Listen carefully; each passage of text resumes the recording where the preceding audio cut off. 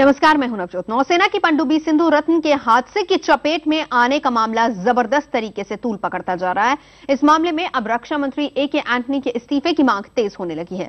रक्षा मंत्री A K. Antony का इस्तीफा मांगने वालों की लिस्ट में पूर्व सेना अध्यक्ष वी.के. सिंह, रक्षा विशेषज्ञ भरत वर्मा के बाद अब भारतीय जनता पार्टी का भी नाम जुड़ गया है। बीजेपी नेता प्रकाश जावड़ेकर ने कहा है कि नौसेना में होने वाले लगातार हादसे चिंता का विषय है। जावड़ेकर के मुताबिक सरकार की उपेक्षा की वजह से ही हादसे थम नहीं रहे हैं। जावड़ेकर ने कहा है कि इस मामले में सरकार को सफाई देनी चाहिए और खुद रक्षा मंत्री को भी जिम्मेदारी लेकर अपने इस्तीफे के बारे में सोचना चाहिए।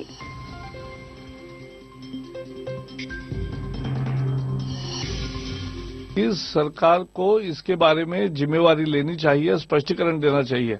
नेवी चीफ के इस्तीफे से काम नहीं होगा। वो तो उन्होंने एक सराहनीय अकाउंटेबिलिटी का प्रदर्शन किया, लेकिन आखिर अकाउंटेबिलिटी सरकार की बनती है। रक्षा मंत्री क्या करेंगे, ये मुख्य सवाल है और वो हम देखेंगे। एडमिरल जोशी ने मिलिट्री के बेस्ट ट्रेडिशंस में, क्योंकि वो अपने सेलर्स को, अपने ऑफिसर्स को नहीं बचा पा रहे हैं क्योंकि इक्विपमेंट बहुत पुराना है, इसकी जिम्मेवारी नैतिकता की, पुराना इक्विपमेंट जो नहीं चलना चाहिए, जो नहीं मेंटेन किया जा सकता है, उसकी रक्षा मंत्रालय के डिफेंस सेक्रेटरी की है। He should resign and so should defence minister A K. Antony. उनको भी रिजाइन करके घर जाना चाहिए। और आपको बता दें कि पूर्व थल सेना अध्यक्ष जनरल वी.के. सिंह ने ट्वीट के जरिए रक्षा मंत्रालय और सेना के दूसरे अफसरों पर निशाना साधा है। जनरल सिंह ने ट्वीट किया है, अपनी फौज की कमियों को कबूलने वाले एडमिरल जोशी के नैतिक साहस को सलाम करता हूं। क्या अब तक नाकाम रहे दूसरे कमांडर और रक्षा मंत्री भी अपने पद से इस्तीफा देंगे? ये बात लिखी है जनरल वी.के. सिंह ने। और नेवी चीफ के इस्तीफे को ज्यादातर राजनीतिक पार्टियां सही ठहरा रही हैं। एनसीपी और जेडीयू के मुताबिक नेवी चीफ ने जिम्मेदारी लेकर सही किया है। इस तरह के हादसे लगातार नहीं हुए थे। दुर्घटनाएं जो हो रही थी नेवी में, अगस्त से लेकर अब तक इतनी बार ये घटनाएं हुई हैं कि इसकी जिम्मेदारी तो किसी को लेनी थी और एडमिरल जोशी ने ये जिम्मेदारी लेकर एक अच्छा काम किया। और मुंबई बंदरगाह के नजदीक पनडुब्बी आईएनएस सिंधु रत्न में कल हुए हादसे के बाद नौसेना के 2 कर्मचारी अभी लापता बताए जा रहे हैं, जबकि हादसे में घायल 7 कर्मचारियों को इलाज के लिए अस्पताल भर्ती करवाया गया है। सूत्रों के मुताबिक नौसेना प्रमुख एडमिरल डी.के. जोशी के इस्तीफे के बाद अब पश्चिमी कमान के और अधिकारी इस्तीफा दे सकते हैं। जोशी के इस्तीफे के बाद रॉबिन धवन कार्यकारी नौसेना प्रमुख होंगे। आईएनएस सिंधु रत्न के हादसे की जांच के लिए एक कमेटी बना दी गई है।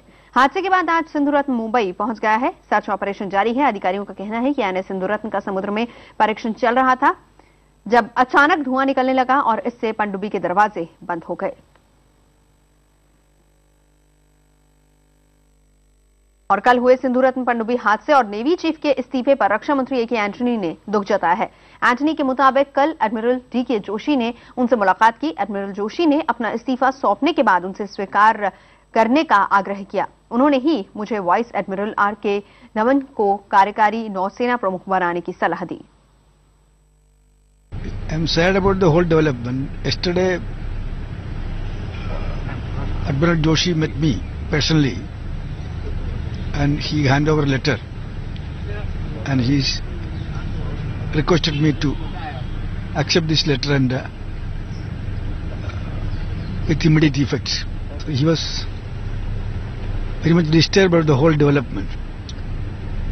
He's a very fine human being and a very good admiral. और हादसे के बाद आपको बता दें कि पनडुब्बी सिंधु रत्न को मुंबई स्थित समुद्र तट पर ले आया गया है। हमारे संवाददाता विवेक गुप्ता ने जायजा लिया।